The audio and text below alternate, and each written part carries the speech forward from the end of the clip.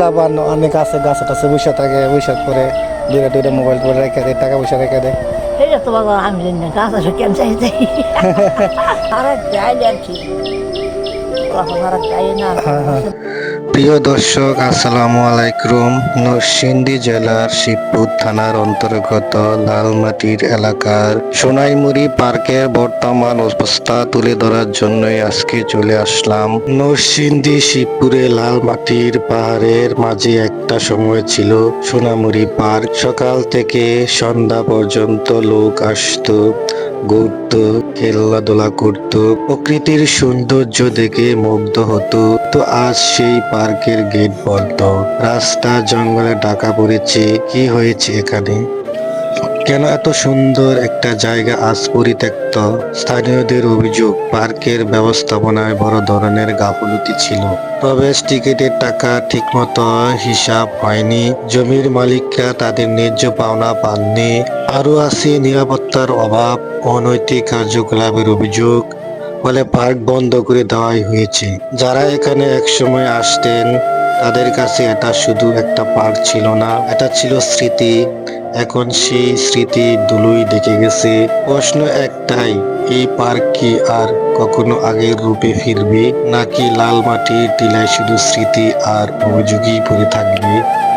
আমরা স্থানীয় জনগণ এবং জমির মালিকের বরাদ্দের সূত্র ধরে জানতে পারলাম যে এই পার্কটি বন্ধ হওয়ার কারণ হিসেবে জমির মালিক এবং ইজারাদার যারা ছিল তাদের মধ্যে দেনা পাওনার বিষয়ে মনোমালিন্য হয় এবং সে মনোমালিন্যর কারণে পার্কটি আজ বন্ধ হয়ে আছে। এই পার্কটির অবস্থান সম্পর্কে বলতে গেলে এই পার্কটি অবস্থিত হচ্ছে নরসিংদী জেলার শিবপুর থানার অন্তর্গত কুন্দাপাড়া গ্রামে। আর কুন্দাপাড়া গ্রামটি অবস্থিত হচ্ছে ঢাকা সিলেট মহাসড়কের পাশে। পার্কটিও ঢাকা সিলেট মহাসড়কের একদম নিয়ারেই অবস্থিত। ঢাকা সিলেট মহাসড়কের থেকে 100 মিটার দূরত্বে অবস্থিত এই পার্কটি।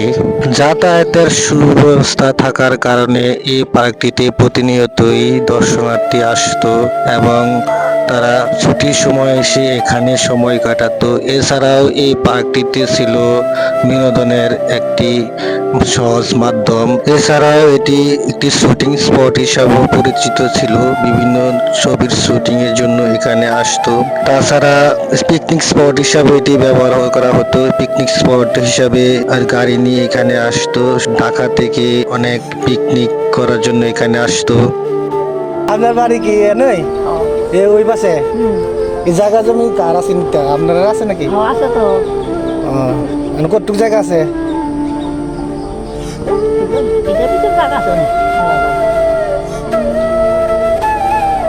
এই জায়গা কি কি আগে ভাড়া দিত, ভাড়াটা নেই না?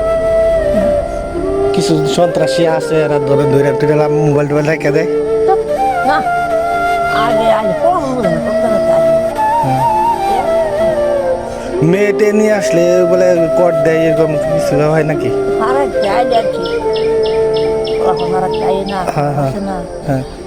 আর আসলে এরা আসলে কি করে কেমন আর যে খেলো তো মেরি আছি কি আছে?